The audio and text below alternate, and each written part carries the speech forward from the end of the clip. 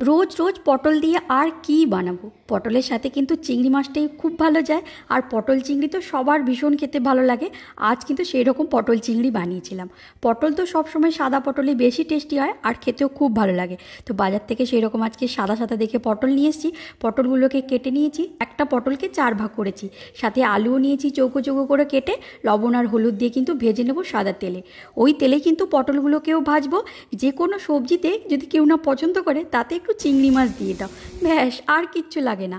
তো মাছ ভাজাও কমপ্লিট হয়ে গেছে। এদিকে অন্য কড়াইতে কিন্তু সর্ষের তেলে গরম মশলা, কুচনো পেঁয়াজ কুচি, 4 থেকে 5টা মতো কাঁচা পাকা লঙ্কা দিয়েছি। পেঁয়াজ আর লঙ্কাটা ভাজা হয়ে গেলে কিন্তু আদা রসুনের পেস্টটাকে দিয়ে নেড়ে নেব।